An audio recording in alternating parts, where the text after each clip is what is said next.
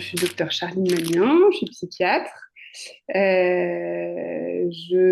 J'ai travaillé une dizaine d'années à Lyon pour l'internat, le post-internat et mon début de carrière à l'hôpital. J'ai déménagé en Bretagne il y a un peu plus d'un an où du coup j'ai travaillé à l'hôpital et là je vais créer aussi une activité libérale. J'ai beaucoup travaillé autour notamment du trouble de personnalité borderline, surtout à Lyon, où j'avais développé avec des collègues psychos un hôpital de jour vraiment centré sur le trouble borderline, où on prenait en charge des personnes qui étaient diagnostiquées ou dont le diagnostic était supposé et pour un parcours de soins vraiment de psychothérapie très, très spécifique de ce trouble-là.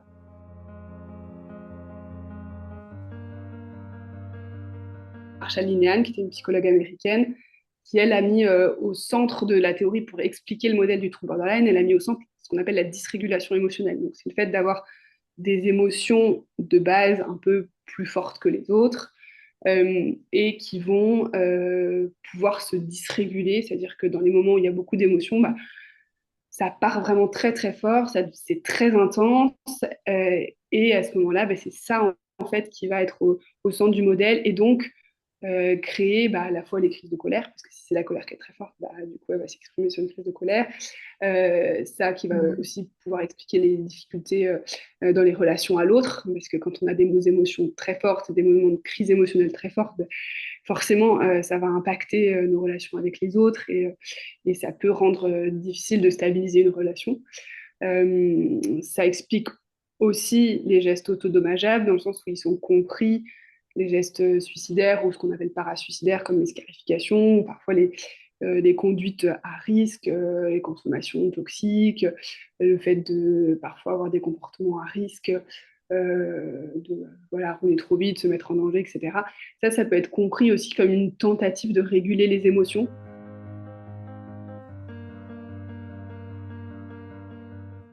Et puis, il y a le docteur John Gunderson, qui est un psychiatre qui s'est aussi beaucoup intéressé au trouble borderline, qui lui va mettre au centre du trouble plutôt la question de l'hypersensibilité interpersonnelle. Donc ça, c'est l'idée qu'au centre de ce trouble-là, il y a la peur de l'abandon et il y a comme une sorte d'hypersensibilité au lien à l'autre, où il y a comme une alerte permanente sur est-ce que l'autre va partir, est-ce que l'autre va me quitter, et une surinterprétation de tous les signes dans la relation qui seraient signes d'abandon, en fait. Et donc ça, cette très très grande sensibilité dans la relation à l'autre explique aussi les mêmes symptômes, finalement.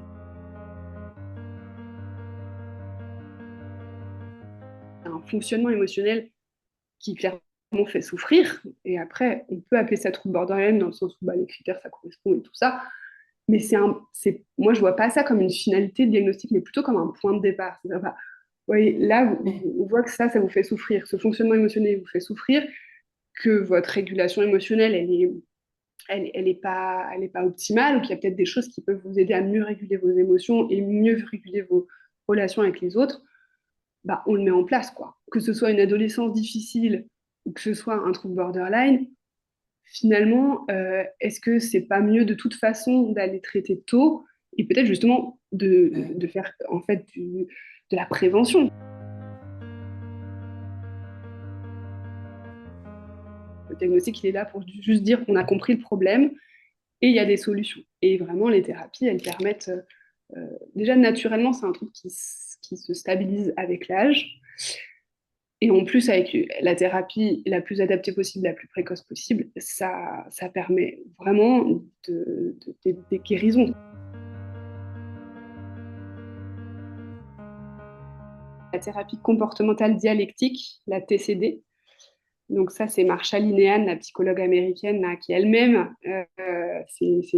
avait un diagnostic de borderline, qui, avait expérimenté des thérapies et avait trouvé qu'il manquait des dimensions dans les thérapies et du coup en fait, a développé elle-même cette thérapie-là. Donc c'est une thérapie qui va se pratiquer à la fois en individuel et à la fois en groupe. Et les groupes, c'est ce qu'on appelle des groupes d'entraînement aux compétences. Donc, c'est l'idée d'apprendre et de s'entraîner avoir des nouvelles compétences dans 4 grands domaines: la régulation des émotions, il y a la tolérance à la détresse, alors ça c'est plus la gestion des moments de crise intense, les relations interpersonnelles et la pleine conscience, parce qu'elle utilise beaucoup la pleine conscience comme, un peu comme base, aussi comme socle, pour avoir accès à son propre fonctionnement et pour pouvoir mettre en place aussi les compétences. Et dans cette thérapie, moi, ce que j'aime beaucoup, c'est qu'il y a une dimension un peu philosophique, qui est la dimension de la dialectique, cette idée de réunir un petit peu les opposés et de se dire que dans le trouble borderline, il y a souvent un fonctionnement un peu en tout ou rien. Euh, et là, la dialectique, ça apporte une réflexion, une profondeur et une réponse un petit peu à ce côté tout ou rien.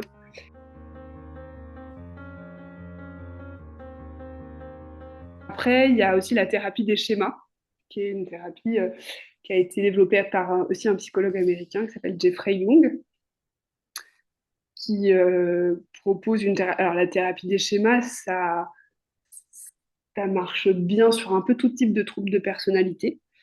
Euh, et c'est l'idée que quand on est petit, on a finalement appris à connaître le monde par rapport à nos expériences, par rapport à notre environnement, et que ça peut être plus ou moins dysfonctionnel, la façon dont on a construit notre vision du monde.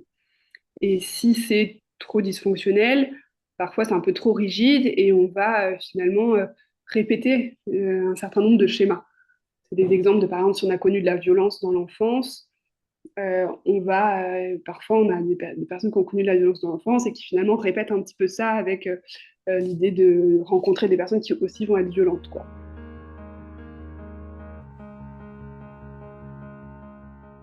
Ça s'appelle Connexion familiale. C'est une association qui a été créée par des parents, pour des parents, et qui reprend en gros le même contenu que ce qu'on peut délivrer aux patients, mais pour les parents, et c'est souvent des parents qui animent aussi les groupes, donc c'est assez puissant.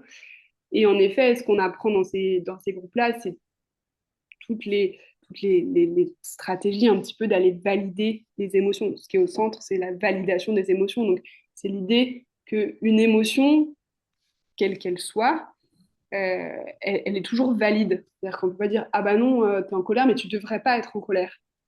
Non, s'il y a de la colère, Ouais. c'est un automatisme en fait. Une émotion, c'est quelque chose qui prend quelques microsecondes à se déclencher dans le cerveau. Il n'y a pas de jugement à porter sur l'émotion en soi.